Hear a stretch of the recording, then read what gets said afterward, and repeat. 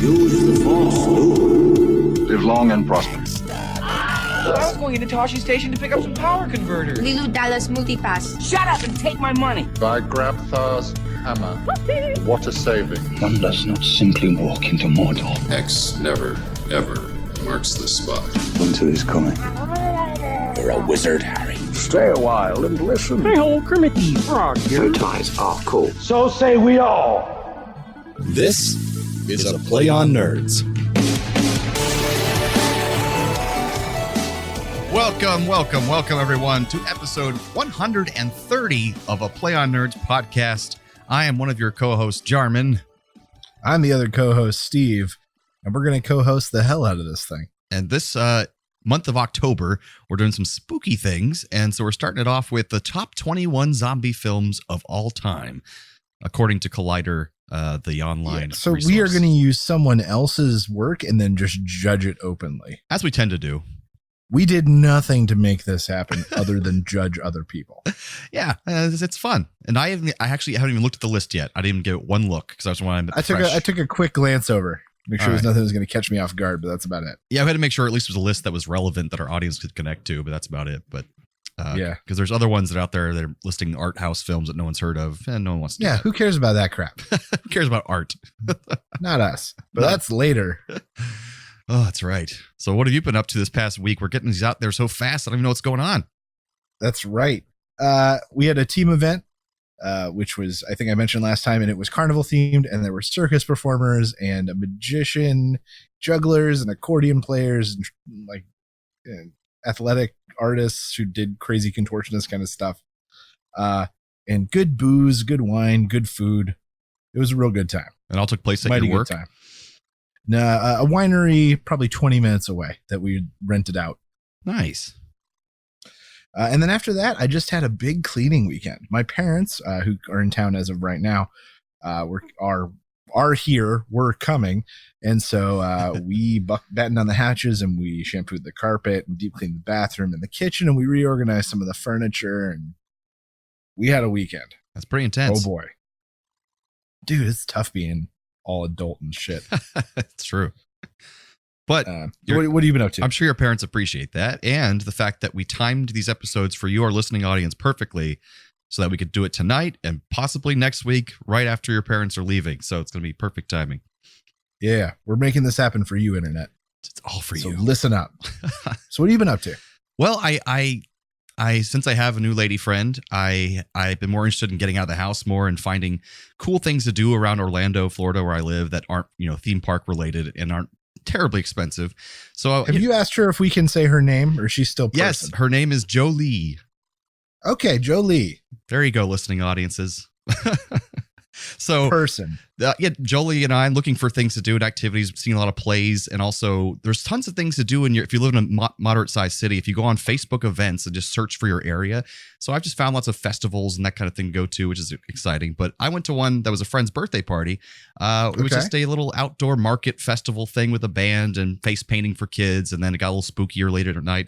And right across the street was karaoke, and I went dressed as the whole thing as Dread Pirate Roberts from Princess Bride, and it was really Very fun. nice. I got a lot of weird looks, but I sang Michael Bublé in karaoke dressed as Dread Pirate Roberts, which is That's true. strange It's still thing. just a little early for costumes to be acceptable. Yeah, people were like, okay, well, he made a choice. He's going for Yeah. it. They just think you're really into it, man. And I wore these shoes that I've had since high school, these pirate boots, and they did not fit well. My feet were dead by the end of the night, and then they fell apart as the night ended. I was like, oh, good, you lasted just long enough to die. So One last trip, old boy. Yeah. One last trip. and I set them out to sea and on fire in a little Viking boat, and it was fantastic. Aw. And then tomorrow night, I have my first improv show ever, so I'm a little nervous. Oh, tomorrow's your preview. Yeah, our little preview thing for this level 1 class of the improv classes I've been taking. This is like the Do you graduation. know what did you guys decide on a set? Kind Or of. How's it going? He gave us a list of games and then said for the class to choose which ones they don't want to do or ones they're really excited to do, and he'll kind of make a list of games from there. But we're definitely Okay. doing Blind Freeze, which for those who don't know is where the crew members line up and then one person looks away and then two people start a scene, preferably a physical scene where you're moving your body a lot, and then someone yells out freeze, either the host or someone else in the crew, and then you The person turns around who wasn't watching the scene and just has to tap one of the people out and take their exact position and then start a whole new scene with a whole new intention. So we're definitely doing that one with us and one other class. So there's 2 level 1 classes going in the same show. So that'll be fun. Yeah, it's going to be interesting. All right. Well, good luck to you. Oh, I appreciate it. I just want it to be Don't over. fuck up the landing as soon as possible. Just drink your way through it, man. Oh, God. If only I could. All right. Let's bring us up some nerdy news then. I think it does. Oh, yeah. It's time for Nerdy News.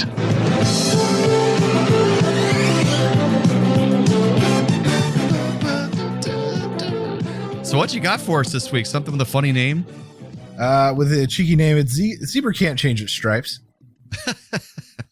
And zebras have these, of course, a striking black and white stripe pattern that's been hypothesized for years, whether it be camouflage or predator misdirection or part of mating displays and tons of other ideas. But these Japanese researchers may have cracked the barcode, so to speak. Interesting. They took 6 Japanese black cows and recorded the amount of biting flies that landed and bit on them, as well as the amount of times they did what they termed shooing behavior, which is them flipping their tail or their ears to try to rid themselves of these insects. Gotcha. And they recorded both of these things. And then they took these cows and they painted 2 of them and left one of them black. And one of them they gave a black and white stripe paint job. One of them they just gave black stripes to, even though the cow was already black. And the other one they just left completely alone as a control. And they recorded them over a few hours. And the difference between biting insects on the pattern and not were crazy. The shooing behavior for the one that had the black and white stripes was 30% less than the ones without. And the recorded lands and biting flies was 50% less. Wow. Because for some reason the pattern messes with bugs and deters them in some way. That's pretty cool. And so they are theorizing that this could be a simple and economically friendly repellent that farmers could use on their cattle without having to resort to pesticides and other uckier ways of doing it. Yeah, especially if you're in an area that has like bugs that give diseases or like West Nile and that kind of thing. So yeah, and then I think in turn I could just paint myself with stripes whenever I go camping. I think you'd fit right in. No one would question that That's at all. Right. That's right. And I would definitely avoid predators. Yes, of course. Maybe not human predators, but everything else. No. So yeah, that's zebra can't change its stripes. That's delightful. Well, my news is small but significant. PlayStation 5 has been announced to come out in 2020. So good. Another one. Yeah. The first thing I want to say to this is kind of a little rant that I'm still on a PlayStation 3. I'm still catching up on those games. I still have them. I haven't played them all yet. And there's PlayStation 4 is already out and it's old now. And now PlayStation 5 is coming out. And so some of the things are improving. Apparently, they haven't announced everything it's going to have, but it's going to have finally a solid state drive, which I think they're behind on that. They should have had that in 4 instead of a spinning ring Costs drive. were still real high. Yeah, real now high. they're super cheap to do those, so it makes sense. So that will improve efficiency, loading times, all those things by a lot. That's because that's one thing is PlayStation's always been kind of mocked for is their loading times are always the longest. Another thing that's kind of cool though is their controllers will be different. Instead of the rumble pack that they've kind of had since N64, the controllers that rumble, they're going to have adaptive resistance in the buttons. First of all, where the buttons will be harder to push depending on what you're trying to do in the game. And some games may use more of this than others, but so kind of like you're pushing down on something to get a button to go down, that kind of thing. And also they'll have more adaptive things of how much it rumbles depending on what you're doing. So being thrown against the wall or something explodes, it'll be a bigger rumble. So it's kind of more of a feel from the controller. And haptic feedback as well when you touch things like a phone. So those are probably very expensive controllers, I would imagine, because they already are. But just don't touch them. Just don't ever touch the controllers. It'll be fine. You bought it. It's real nice. Just never use it. So my new lady friend, Jolie, plays a lot of video games, more than I have in a long time. And so I'm excited about the opportunity to catch up because she's like actually excited about watching me play some of her favorite games. and seeing it from my perspective. What game does she want you to play? It's the first one. Well, her favorite series is Zelda, so Breath of the Wild she really wants me to get into, but she's playing through Fallout 4 right now, and so I'm excited to play through Fallout 4. That'd be so exciting. So I haven't played that yet. I recommend Borderlands 3. Been a lot of fun. Oh yeah, absolutely. I don't think she's a fan of the first person shooters and stuff. It's crazy. Good times. Yeah, I'm excited to play it. But yeah, so that's my nerdy news. All right, PlayStation 5. Those sons of bitches. Yep, more money. That's right. Well, that takes us into our first bit. I've prepared a little bit of a game before we get into our zombie list to wet our palates a little bit. Perfect. And I call this game Run or Walk.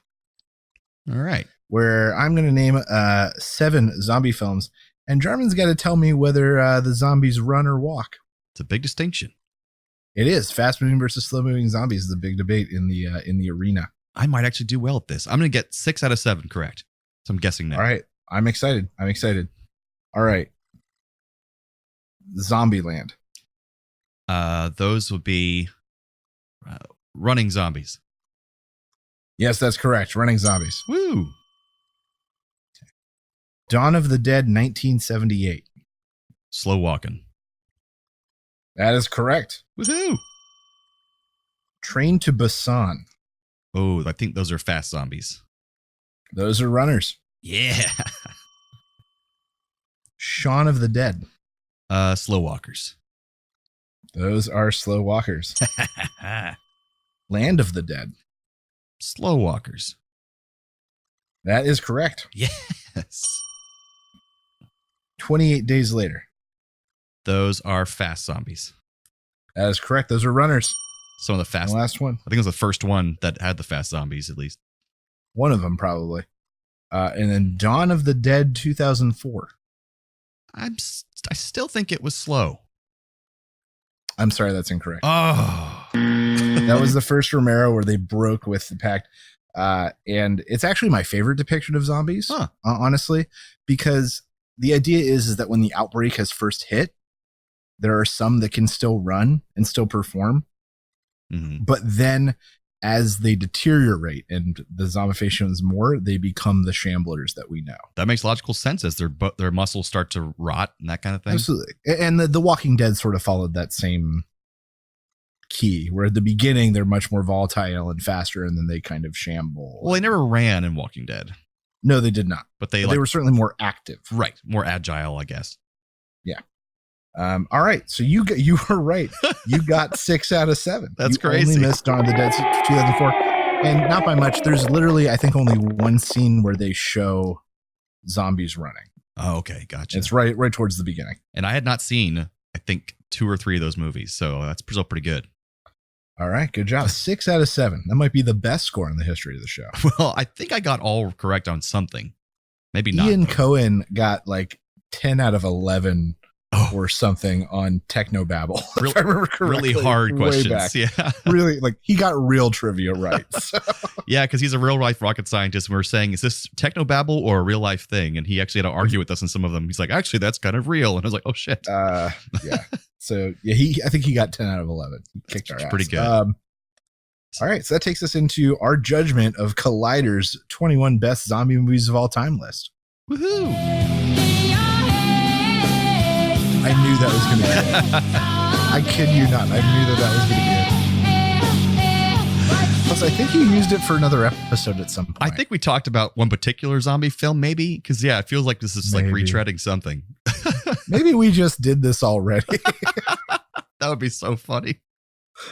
Listeners, let us know if we did this already. We're doing it again with a new perspective 4 years later. Right. All right. So at the bottom of the top 21 list, we have Night of the Comet. I've never heard of this film. I have. It's a lot of fun. It's campy. It's very, very aware of what it is and kind of speaks to and has a lot of homage kind of stuff to a lot of the other films, Romero specifically. It's 1984. It's just a lot of fun. It's much sillier. Gotcha. In the spectrum of zombie films, but it still does a very good job. I am noticing the Star Trek connection. It has Robert Beltran is in it, and he plays Chakotay on Star Trek Voyager. Ah. He's not had much of a career outside of that. So at least he's in this movie, 1984. So there you go. Hey, good for him. Yeah, good for him. So do you think it deserves the 21 spot? I think if anything, it might deserve a little bit higher. That being said, I don't know some of these other movies. I don't think so. Who am I to judge? Well, I'll have to watch Night of the Comet then. I'll check that one out for fun. All right. So next on the list, we got Dead Snow, 2009. This one was a film about Nazis coming out of the snow and coming back to life for some reason. In the Alps or something. I can't remember. I did see this movie, but I can't remember why. I rented it, I think, when I worked at Blockbuster. Like, this would have been right in the time I was working at Blockbuster. And I remember only getting through about 15 minutes of it and going, how the hell with this? I think it is in German, right? Or not German. It's in Norwegian. Nordic something. Norwegian. There we go. Yeah. I really liked it. I thought it was fun. All right. Do you think it deserves a spot in the top 21? Well, depending on else we see it in this list, maybe. But right. I thought it was a good, interesting idea, a good twist on the zombie thing. Nazis. Okay. Zombie Nazis. Can't wait till we get to one that we've actually seen. Like, well, for real. Well, I have seen this one. It was just a long time ago. I just don't remember. Yeah, that's the problem with the first one, too. Cemetery Man. This one is in the 19 spot. This one's surprising because this is based off of a comic series called Dylan Dog, which they also did a movie of. Oh, it is. Yeah, they made a movie in 2004, I think, with Brandon Routh. Yeah, there we go. It was sort of his fall from grace, so to speak. That is odd timing because they just announced that they're making a new Dylan Dog. Good. Yeah, and I've seen articles around the internet about that, so that's weird. This popped up. So Cemetery Man. Cemetery Man. Did you see I've this? never seen it. Oh, you have? No. So what's it about? Apparently, it's a zombie movie with a love story. It's all about sex and death, friendship and deception, a surrealist, satirical, and stylish trip to the brink. Splendid visuals, knockout performances. Okay, well, it seems like the story of the corpse bride, kind of. Yeah, that seems right. It's got Rupert Everett, who. It's good then. Yeah. It's super British. Yeah, so that's 19 spot. We'll see if that belongs there. I'm gonna say no. The hell with that movie. So we have 3 remakes of Dylan Dog. They're really trying to get that story out there. That's right. All right, so then we got in the 18th spot, which already seems low because this is a great movie. 28 weeks later. Yeah, I love this movie. It's part of the fast-moving zombie genre, obviously, and it's one of those movies that is just the zombies are brutal. Yeah, just brutal. Now this is the sequel then, I guess, because 28 Days Later was the first one. Yes, and then there was eventually an intention for there to be a 28 months later, but then 28 weeks later did so poorly that it didn't happen. In that case, I forgot this is the sequel. This belongs in this spot, not in the top spot. Yeah. Okay. There might be. I think that I feel like there might be some movies ahead of this that I don't think should be there. But you're right. This one's not nearly as good as the original. Right, but it has Robert Carlyle, who you guys might know from being Rumpelstiltskin in Once Upon a Time. Apparently, this also has great Idris Elba as well and Rose Byrne. So good cast. Imogen Poots. Yeah, Poops. Imogen Poots. Just a fun name to say. All right, Night of the Creeps. 1986. This one falls very much into the same category as the first one we talked about. It's like a homage horror comedy, very kooky zombie film. A lot of fun to watch. A good popcorn flick. So you saw this one? Yes. Oh, so you've seen all the kooky ones apparently. Christian and I used to rent bad horror films a lot. Your brother. Oh yeah. Interesting. Well, it's a fun thing to do. I love bad movies. It's also a sci-fi B movie. There's like some alien aspect to it, and I think it's right up your alley. You'd enjoy it. Nice. That's the 17th spot, something like that. I guess it belongs on the list. So then we got 16th spot, Paranorman, 2012, stop motion animated, maybe just CGI animated. It's stop motion. It's Leica. Oh, okay. Leica, who did Kubo and oh god, what else? Coraline. But it's look like got Anna Kendrick, Christopher Mintz-Plasse, Casey Affleck, huge voice cast. John Goodman. I feel like I've seen 15 minutes of this one 3 times. Would it be good for kids or is it too scary? Like for young kids? I don't know. My kid's not the best judge of that because she's been watching Nightmare Before Christmas since she was like 9 months old. She loves it. That is interesting. She also loves Coraline, which is also super dark and maybe not for kids. But if it's on the same level, then probably your kid would be okay with it. But judge it on how scared your kid gets.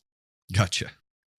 I didn't realize there were zombies in Paranorman, but yeah, I guess I didn't either. I've only seen the first 15 minutes like 3 times. Huh. Well, apparently it's got witches and ghosts and everything else, so it's like not just a zombie movie. So I don't think that this belongs in this list, but yeah, the hell with it. Get it out of here, Paranorman, piece of shit. So, the next one, 15, Zombieland.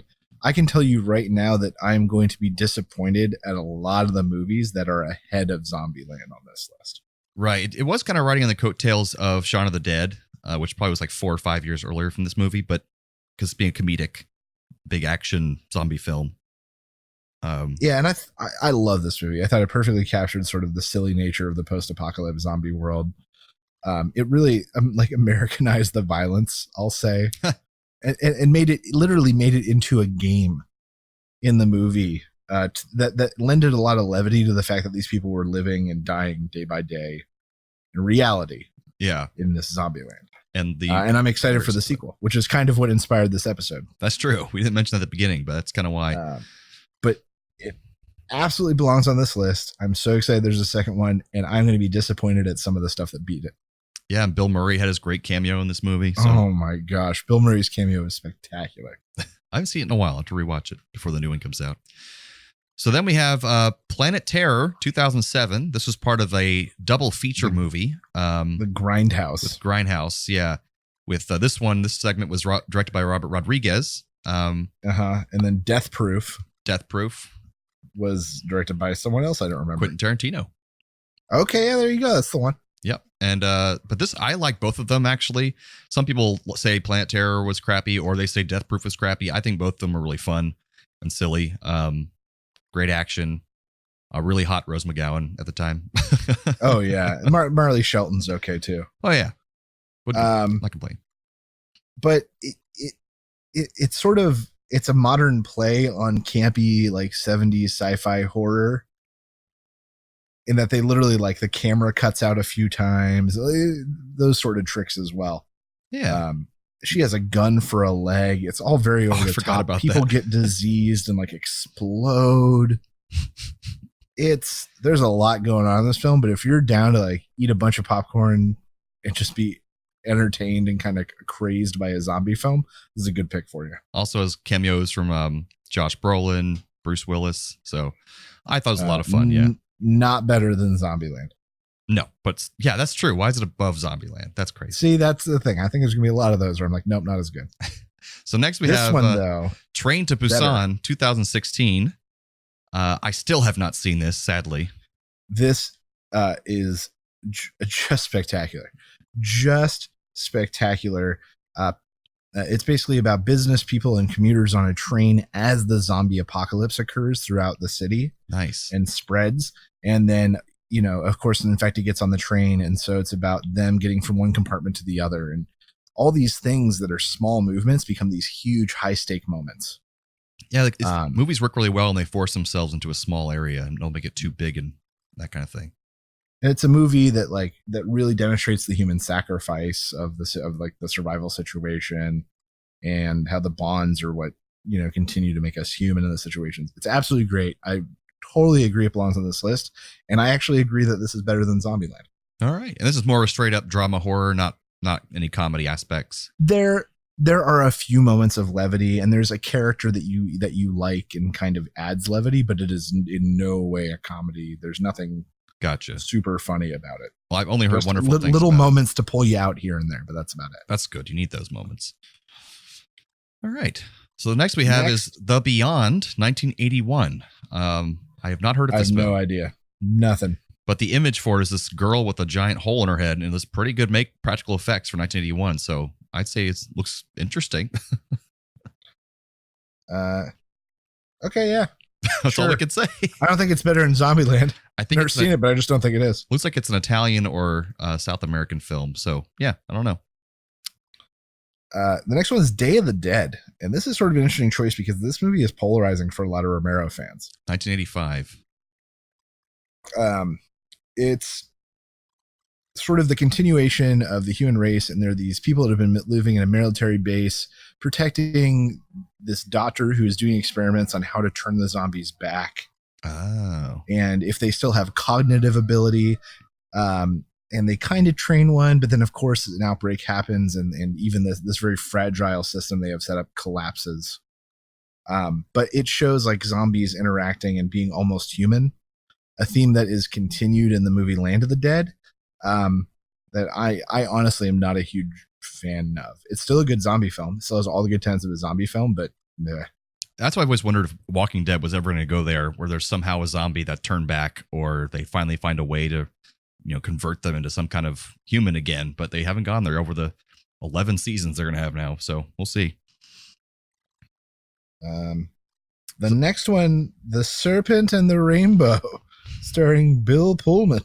From 1988. I don't know what this is. Directed by Wes Craven, apparently.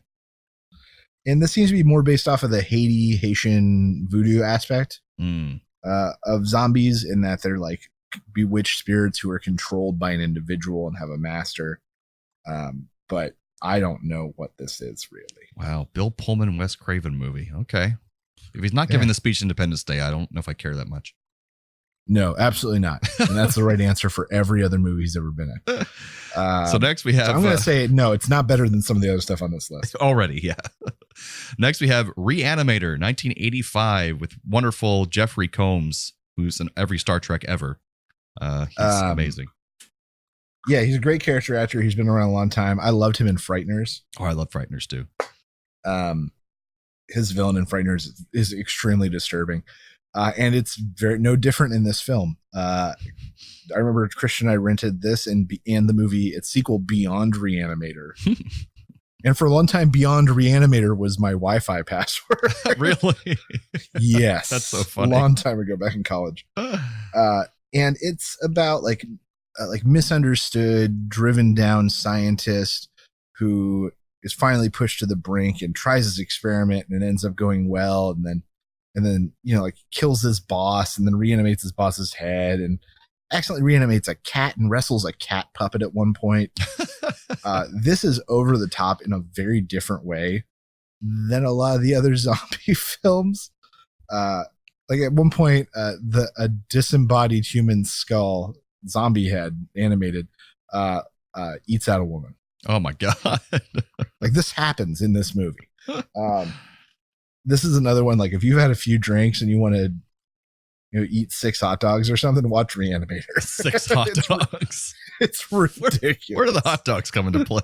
I don't know. It's like you go to your freezer and you're like, oh, what do I have? And you have a pack of hot dogs that are all frostbitten as shit.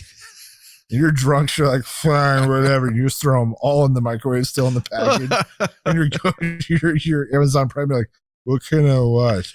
What can I watch? You're like, oh, Stargate. And you click Stargate, and it's like, you need this isn't available for Prime. You go, oh, it's available for Prime. This is too specific. Then that has to have happened to you before. And then you realize that the hot dogs have been in for 7.5 minutes, and you are in so much trouble. The microwave is broken. It exploded with the hot dogs, and smells terrible. They're just Slim Jims at this point. Yes. Smells like you dip them. Something you died. Have them anyway, though, because you are just hungry and sad. And now you're watching Reanimator. Oh my God. That night, it made me so depressed just hearing that. See, Jarman, improv is easy. You just got to roll with it. Well, I haven't seen Reanimator, so maybe that night is in my future. Oh, man, soon. Get extra hot dogs. Just leave them in the freezer the first batch for 3 months and then see what happens. Okay, so the next on the list, I don't even know what spot we're at yet. Zombie 2.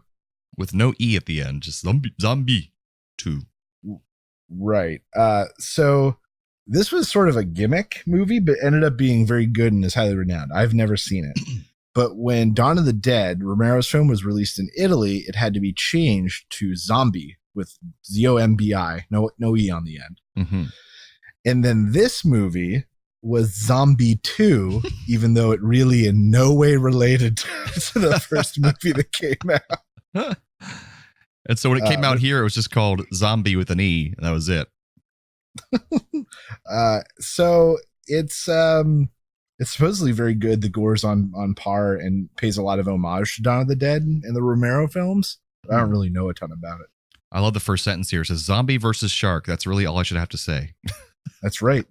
And that's all I had to read before I gave up on this movie. So that's in a high spot here. Maybe these aren't in order of importance. There's not any numbers next to them. So maybe it's just. Well, it's top 21. So in theory, it should be top to bottom. And the one at the bottom makes sense to me. So I kind of got. Well, the next one we got is Dawn of the Dead 2004, which we talked about a little bit earlier, having the 1 or 2 running zombies. I love this movie. Absolutely love this movie. And this was directed by Zack Snyder, written by George Romero and James Gunn. Right. Like, look at this dream team.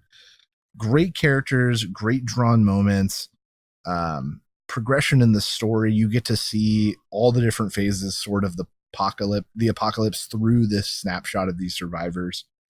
A couple real good action sequences, good scares. Highly recommend. Ving Rhames is great in it. Yeah, I was about to say this is when Ving Rhames was still in movies besides the Mission Impossible series.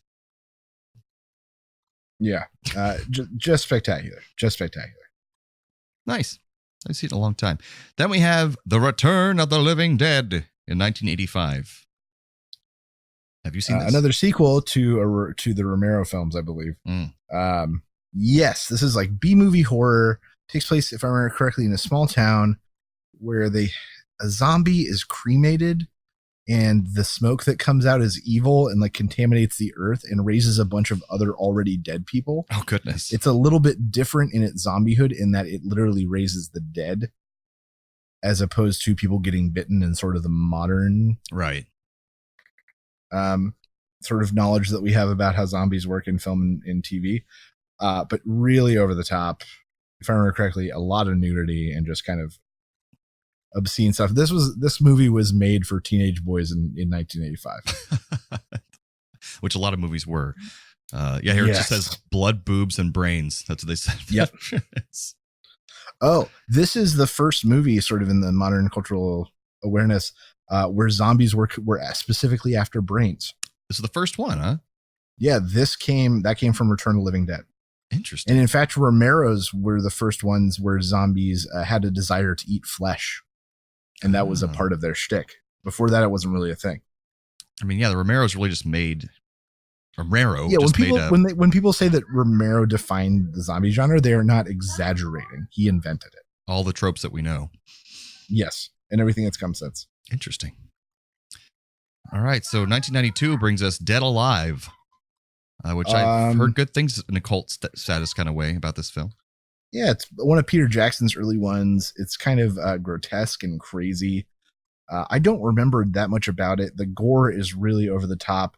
And this is the movie where a guy starts a lawnmower and then uses it to like rapid shish kebab chop up like dozens of zombies. That sounds like fun. Blood and guts flying everywhere. It's incredible. I watched for that alone.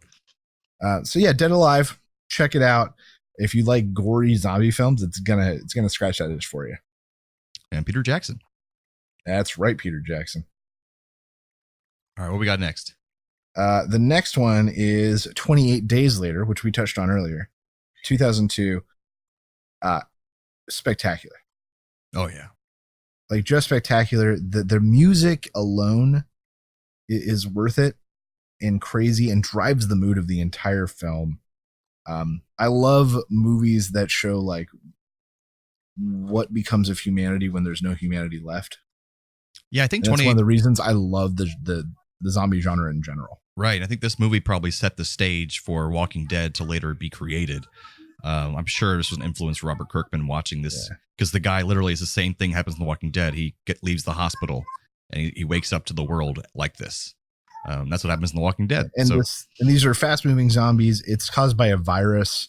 And sort of the next couple movies are what lead me to believe that this is in the order that they intended it. All right. And 28 Days Later is part of that. So now we have Night of the Living Dead, 1968. The first one, really.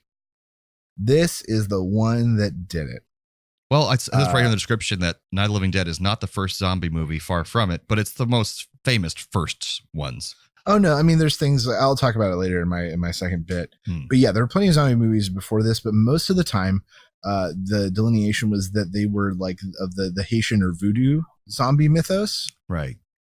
And that was not the case here. This was something completely different. This is like maybe the first apocalyptic zombie in the way we think of it today. But and even like the survival within a house as they close in, and a lot of those tropes. The fact that the lead character was African American at the time was in itself, yeah, that was a big deal, mind blowing. And then in the end, it becomes clear that it's this allegory for African Americans in America anyway.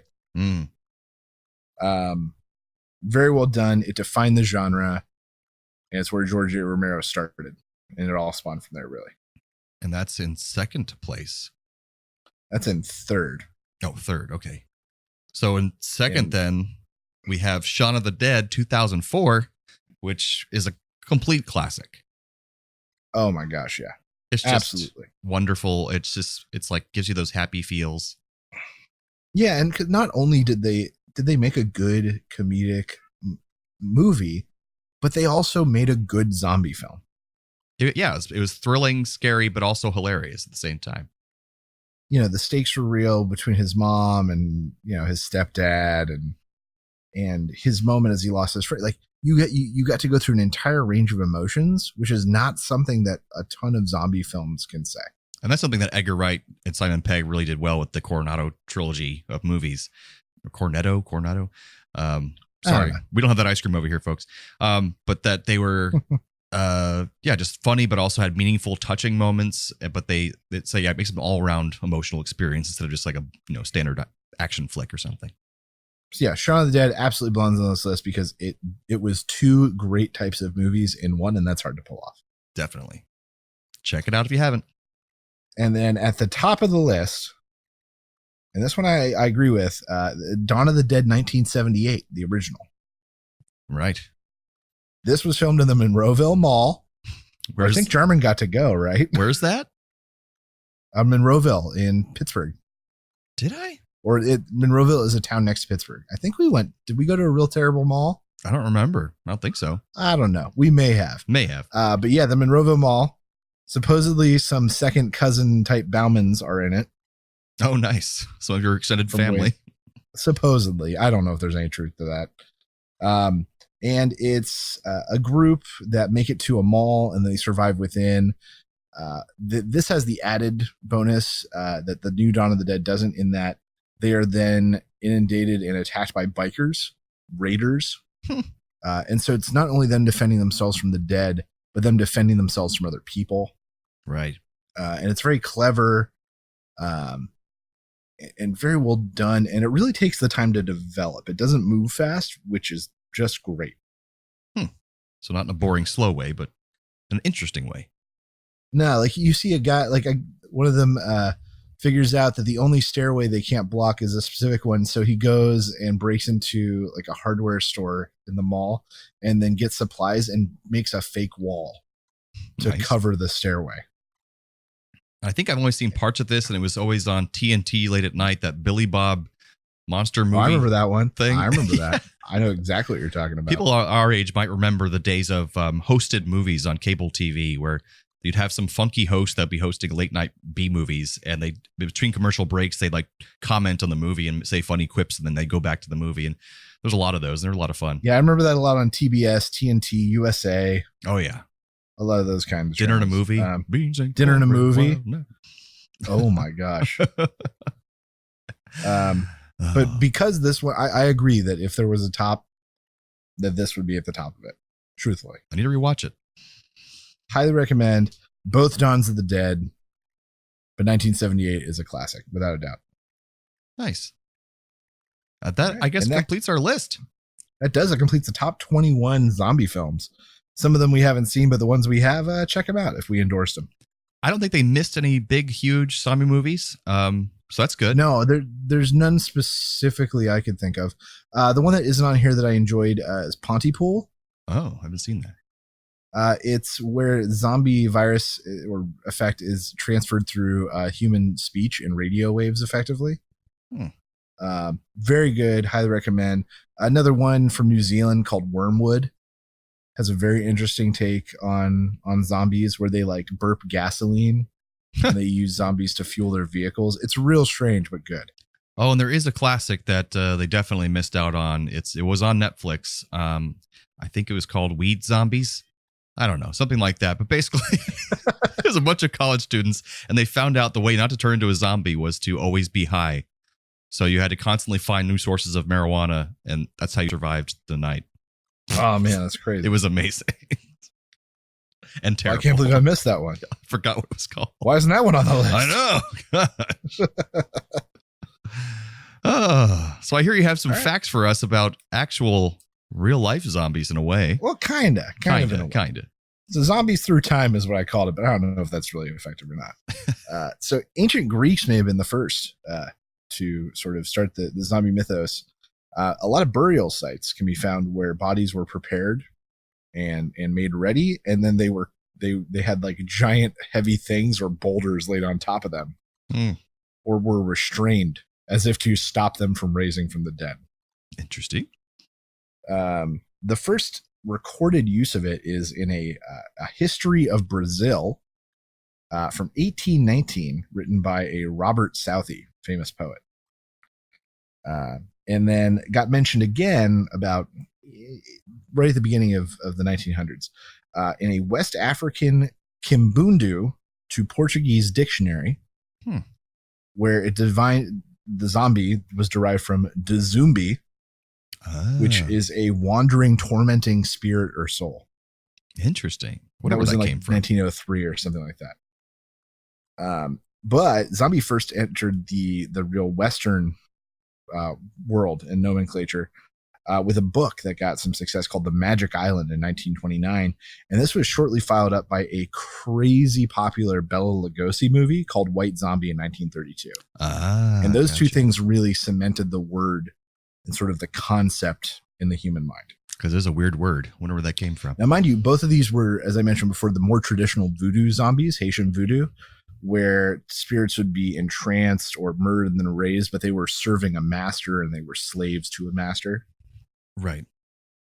And that is the imagery that continued in TV and movies until 1968, when a young guy named George Romero released Night of the Living Dead, which was inspired by the book I Am Legend, the novel, which I also recommend. Spectacular. Great novel. Don't watch the movie, read the book. Great novel. Movie's fine if it wasn't called I Am Legend, but it was a different thing. Yeah, the book is really good. And then, as I said, George Romero changed everything. It was, the first depiction of zombies needing flesh. Return of the Dead in 1985 was the first one of brains, as I mentioned. So then the sort of hit its popularity in the 1980s and started to wane in the U.S. But just as it exited the U.S. consciousness, it entered the Japanese consciousness and really took hold in the form of a crazy resurgence of games. The two most popular of which came out of that were Resident Evil and House of the Dead. Yes, huge in the 90s. And House of the Dead was actually the first major depiction of fast-moving zombies. That game is hard as heck. It is. So then this popularity led to another U.S. resurgence in the early 2000s, where we started getting film versions of these crazy popular video games that made to the U.S. So you got the House of the Dead movie and the Resident Evil series movie started then in the early 2000s. Which Mila Jovovich is in, and she's wonderful. She can do no wrong. And sort of once again rode a wave where it got crazy popular. You had Dawn of the Dead again in 2004, and then the public kind of started falling out of love with it. The quality dipped. Late 2000s, you get the beginning of Walking Dead. But honestly, Walking Dead is one of the few kind of serious depictions of zombies that's still kind of in the mainstream. And it is, you think it's waning because the ratings are waning, but then they're making a spin-off series, and we'll talk about that later. And they still have Fear the Walking Dead. And then we had it's a whole universe now. World War Z, which was originally a book written by Mel Brooks' son. Max Brooks. Yeah, in conjunction with the U.S. guide. government and CDC, he actually got real-life things of how you would survive a zombie apocalypse and that kind of thing, and what would actually happen, how would this society work with that. And then they took that and made the weird Brad Pitt movie, which we understand why it didn't make the list. Yeah, and then since 2010, with a few exceptions, a lot of the ideas of zombies have been kind of romanticized in films in recent years. The movies that come to mind are Warm Bodies, the depiction of zombies in American Gods, The Corpse Bride, the show Pushing Daisies, movies like Life After Beth and Fido, all sort of take zombies and look at them in a nostalgia, almost romantic kind of way. Yeah, and then you have iZombie on TV, very popular. The Santa Clarita Diet on Netflix. So you get this kind of more lighthearted entries into the mix. That's true. And now it sort of brings us to present. So what a I'm winding interested to road. see what the heck happens with zombies. Yeah, it's going to go somewhere, probably dip again and come right back. Yeah, we'll see. In the trailer reviews, we're going to talk about a new Walking Dead show. Maybe that'll be the thing that brings it back. So there you go. Let's do that.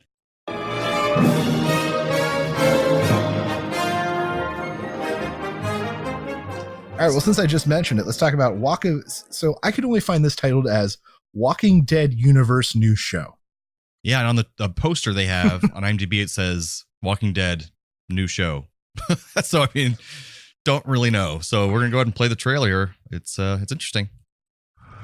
It's called Monument Day because we are all monuments to the past. My dad is off laying the groundwork to change the world. To someday, far in the future, get us back to where we were. It may take generations to regain the level of sophistication our science will need. But my father has started the journey for us all. There are 9,671 people here. This is your life. You have to have seen enough to know what that means. The city's like 10 times bigger and cooler than this place. It's all gonna be gone by the time I'm old enough to decide to go see it by myself. We're gonna be gone. We are the masters of our fate! How do we form our fate? You really think the world's gonna end? You didn't want Dad to go, but he went, and now he may be in trouble. If we get there, I mean, what's gonna happen? If we get there, we'll be different. We'll be ready. I came out here to see what the world is, start to finish. I don't intend to finish before I start. You should be scared every time. Every single time that you are outside those walls. I need to make my life count. It's all I can do. Really, it's all any of us can do. We are the endlings. The younglings. What? Hope they don't call it So that. what do you think of this CW show? That's exactly what I was going to say. Some guy was in an elevator smoking a cigar, talking to the other executive, and he's like, okay, get this, zombies, the big time stuff. But also people love these shows with teenagers. They're all pretty. And we put them together. You got this Walking Dead new show. It's going to be great. You got my attention, kid. Keep talking. I knew I would. As he just swallows his cigar. That's how we used to do it. So it does look a lot different tonally. Like even the cinematography is a lot lighter and more colorful than the other two shows. And just a lot of teenagers. It appears to be about like the next generation of Walking Dead. They appear to be holed up on some sort of university. Yeah. They're going to class in and stuff. School or something. It just looks like, I don't know what they want me to think about this show. I really don't. It looks like a CW show that I wouldn't watch. Yeah, this might be the first one I just not going to be even trying to watch because Pretty white kids with zombies. It's not targeted to me at all, which is fine. It's just not for me, I don't think. And my hope at this point is that they showed us that to throw us off, and it's going to be dark, and it's going to be in the Walking Dead universe. Maybe not. Maybe they are trying to expand their market in that way. Oh, I totally think they are. It's a smart idea because they show Fear the Walking Dead and Walking Dead kind of waning. They're going to push this one a little bit more in a different direction, and they'll have maybe somehow a comedy down the line or something. I don't know, but it looks well made, big budget, but yeah, I mean they're throwing money behind it. It's got young talent, none of which I recognize, but I assume they're like people. Talented kids. I'm going to give this Gary Busey attacking people in the street. I'm going to give. I'm a zombie. I'm going to bite you. I'm going to give this a Gary Busey being attacked by that other Gary Busey. Oh, God, it's on my shoulder. Oh, it's me. Oh, God. Stand still so I can bite you. All right, you're me. I'll listen. Oh, that really hurts. Well, yeah, those two Gary Buseys represent this show. Yeah. All right. So next we have the new trailer for Picard, which I am so beyond excited for. We'll play that here. Don't pee during this. Would you like to finish it, Captain? I don't know how. That is not true, sir. Oh, it's all right, number one. I came here to find safety. But one is never safe from the past. Please, sir. Someone's after me. I have an appointment. Your name, please, sir? Picard. Picard. It's nice to see you up and around again. We have an obligation to investigate. There is no we, Jean-Luc. Admiral, I am standing up for the Federation, for what it should still represent. This is no longer your house, Jean-Luc. Go home. I have to help her. You really want to go back out into the cold? More than ever. I have a plan. Another top secret, unauthorized rescue mission. This is everything that ever mattered to me. I'm going with you. I need your skill and your courage. The past is written. But we are left to write the future. Hold on. She was sent for a reason. I'll get the information we need. I help people who have no one else to help them. Dad!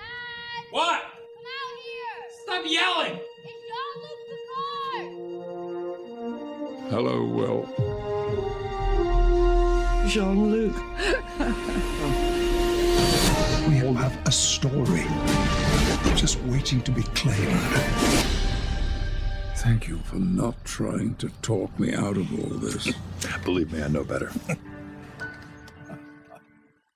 So, fans of Star Trek will see many familiar faces in this trailer, more than the last one. 7 of 9, of course, is back from the last one. But also Riker and Troy are right there. And Brent Spinner as Data, or in theory, B4, realistically. I think that's just a dream scene. And it's actually... Yeah, I think in that way it could be Data. Yeah, just that particular one at least. And then his hair is just look really weird. I didn't mind that his face looks... Yeah, they did make him look strange. But this is the hair is wrong. Like, I don't mind his face being more fat because he's older and that thing. But like, just, I don't know what that wig was. It was weird. But Riker and Troy look great. I think that's going to be probably one episode as well. I don't think they're going to be in the whole series or something. I think 7 of 9 might be in more than we're expecting. I think so, yeah. She seems to be very involved. Her and the other Borg guy. So what do you think this is about? Because I've got my theories. There's two things I've gained. I think one, the girl that incites him to go off on this mission, I think is a mixture of his DNA and the Borg.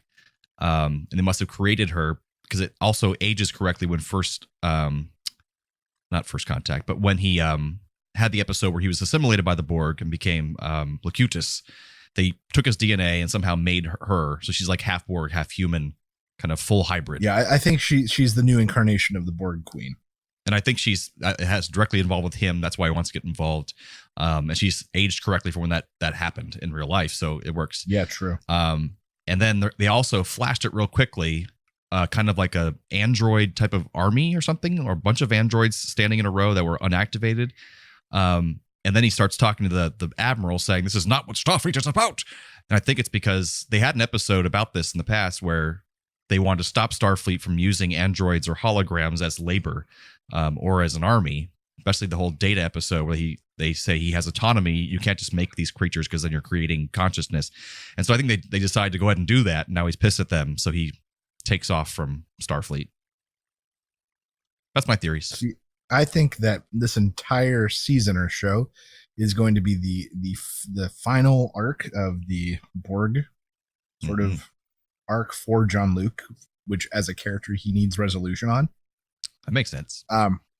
And I think that this whole thing is about, the Borg were defeated at the end of First Contact, in theory, quote unquote. I know Voyager has other things to say. But this is Starfleet taking their technology and trying to hijack it. I think what we saw was Starfleet's own Borg army. That's possible. At least Borg integrated. We saw multiple shots of a green laser fire, which is pretty much specific to the Borg in Star Trek, from what I've seen. We saw it being shot out of what appeared to be a Federation ship. And then we also saw sort of a version of the Borg cube, but different, a little bit more refined, and we'll say more industrial looking is probably the best way to put it. So I think that this is Jean-Luc objecting to them effectively keeping an army of slaves. Sure, and so just similar messing to what around you with said. Borg technology in general is a bad idea. Yes. And then that's why 7 of 9 is going to get involved. Maybe a new Borg consciousness has booted up and she can feel it, Yeah. But this entire is going to be the completion of the Borg arc for Jean-Luc Picard. And they even brought back a Borg who was in 2 episodes of Next Generation, I believe, called Hugh. He's the one Borg that during Next Generation, made him leave the collective on his own just by talking to him and reasoning him out of the collective, and he shut himself off from the collective. And so he actually started using the terms me instead of we or something like that. And so then they kind of just released him to the world. And so he flashes a couple times in this trailer, and he's been doing the press tours as well. So he's involved somehow. So maybe he goes back to the collective. This is all about Jean-Luc discovering that Starfleet has started to use Borg technology. I can see that happening. That's exactly what this is. It's definitely Borg heavy. And if it is, I think Q needs to return because he's the first person to show them the Borg in the first place. I'm so excited. He better show up. Borg are like my favorite sci-fi villains maybe ever in any genre. And I'm so excited to see a whole show about it. Me too. And Q is just amazing. If you watch any of his episodes, he's just hilarious and wonderful. Is he back? Wait, I don't know yet. I think they're keeping it as a secret, but that'd be a wonderful thing if they put that even at the end. He's like, well, you finally did it, Jean-Luc. You stopped the Borg after all this time. That would be so great. I'm proud of you. Now go do it again. All right. No, I'm willing to bet that this show, however many seasons it lasts, will end with the death of Jean-Luc Picard. I think it'd be fine too. The completion of his arch in setting the Borg free, or whatever the hell the resolution looks like. Even if they just do 1 season of this with a full planned out start, middle, and end, or 3 seasons, I'd be maybe so happy. That'd be great. Because how many can they plan on Patrick Stewart doing? He's finally starting to seem his age. He is old, man. Up until like 3 years ago, though, he seemed young and virile as hell. But now, the last few interviews I've seen of him, he's finally getting there. He's finally starting to poke around the edges. Yeah, finally. He's still in good shape, but he's old. Oh yeah. So this one gets, I don't know, like 4 Raul Julias, one of which is like breakdancing on the street in Harlem, while the other 3 are like, one's running the boombox and the other are hyping him up for like a medium-sized crowd that's kind of started to gather. That's so random. And then the third guy, he's the lookout for when the cops come and break that shit up. Oh, that's dangerous, that breakdancing. That's right. Well, I give it run, boys, run. I give it 4 Raul Julia's gleefully burning down a village. I can respect that. And it's on a Tuesday. A Tuesday. So our last trailer is Lost in Space Season 2. I know he's out there somewhere. I'm not going without him. How would we even know where to look for the robot? It's not like he left you a map or breadcrumbs to follow. Maybe he did. Maybe they're out there. What do you say, Robinsons? Ready to go through the looking glass? I'm gonna find Tim. All right. So that was Lost in Space Season 2. These all came, by the way, out at New York Comic-Con this year. And I really enjoyed the first season of Lost in Space. I thought it was slow starting and had some stumbles, but then it kind of found its footing, and I really loved Parker Posey as the kind of the undercover villain. As far as a reboot goes, I think they did a good job of paying homage to the original and had all the same elements, but didn't introduce them in the same way. So it kept it fresh and interesting. Which you got to do. In a way that a lot of redos can kind of not. And that's kind of why the new Battlestar Galactica worked so well, because it took a lot of the familiar elements, but kind of made it its own, a new, refreshing take on it. Yeah. I'm excited to see more about the robot, which was kind of the breakout character this last season, I hate to say. Its origins, who sent it, where it came from, the role it's going to play, the emotions it's formed, and then more fantastical survival, problem-solving, sciencey stuff from the Robinsons, which honestly I think TV needs more of. And it bugs me to this day, from the Rusted Robot podcast, the co-host Josh watched the first episode of this and quit because he said it was so unscientific, the way on that foreign planet that the ice froze and unfroze and the speed of which it froze and unfroze, that he couldn't watch the rest of the show. And I was like, what? So I still, to this day, want to find a water space, somehow science expert that knows the science behind that and can prove that it's possible, just so he'll have to watch the rest of the show. I don't know. Do we want him being a fan? I want him just to have to As do it fans, at that point. Do we need him? Because then he has to do it. I made him do it. Well, I don't think he can do it. So you really push him, and I'm going to use reverse psychology. One of us will get him. Oh yeah, we don't even Josh, watch it. Yeah, I don't think you can do it. I mean, it might just be over your head. I get it. Ooh, that would do it. That would do it. I'm sure you're a lovely guy, Josh. He is. But yeah, the budget looks huge on this show as well. It looks beautiful. So that's impressive on its own. So this is what we get the response from him on. I get a huge scientific thing about how it's just not possible for that water to freeze. Uh-huh. This is where we get the response from him. Like when I schooled him on Muppets. Yeah, exactly. He took it very well. So that was good. All right. Well, we got some cool trailers. What's it? New York City Comic Con, the Super Bowl, and San Diego Comic Con are like our golden times of year for trailers. That's true. It works out well. More TV with New York City Comic Con, but less than movies. But yes, still good. Much more so. All right. That takes us to some radical recommends. Sure does. I recommend. If you have the means, I highly recommend picking one up. What do you recommend I do?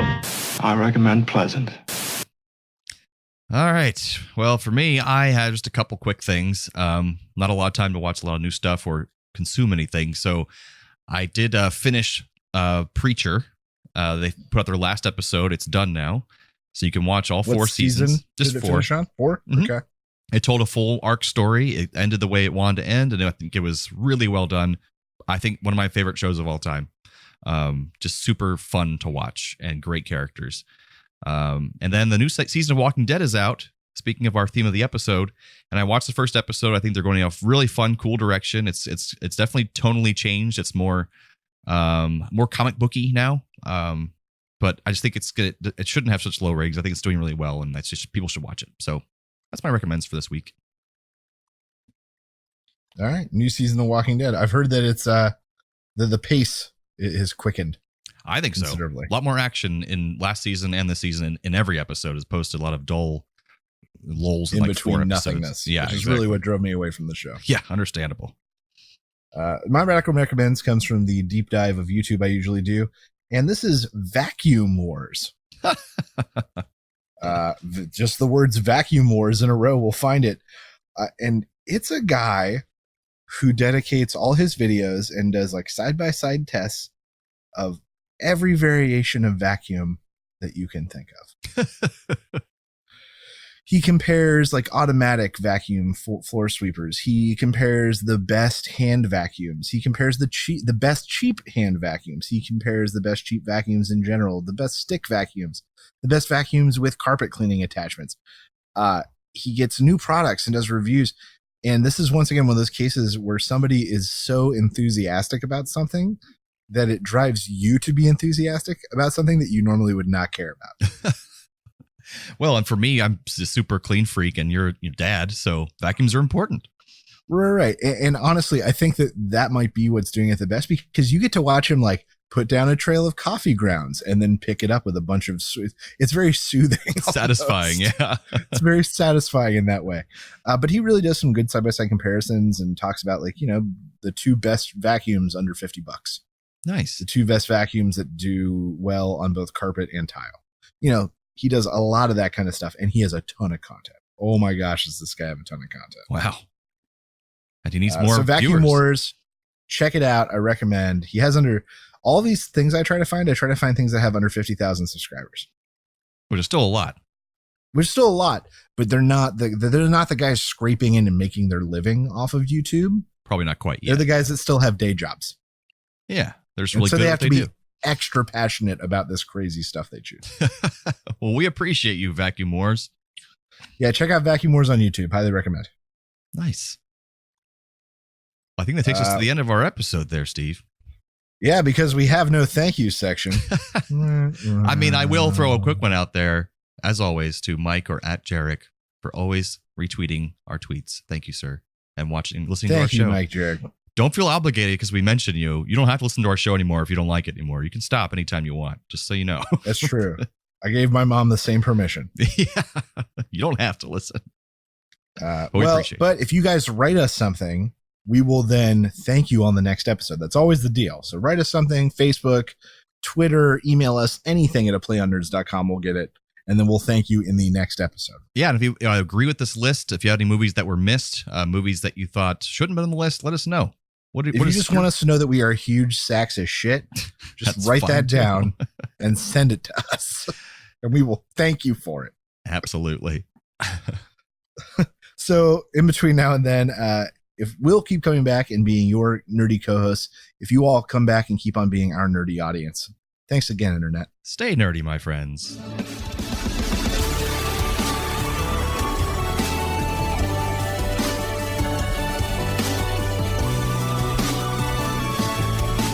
Thanks for listening to A Play on Nerds. Find all of this content and even more nerdy news, reviews, and fun at www.aplayonnerds.com. Be sure to like us on Facebook and follow us on Twitter so you know the exact second we release new podcasts, articles, and other nerdy content. We know you're impatient. Subscribe to us on iTunes, Podbean, Buzzsprout, Podomatic, and whatever the hell else you use. Also, please leave us a rating and review on your chosen podcast platform so we can be discovered by even more nerds like yourself. However you do it, check us out. And how.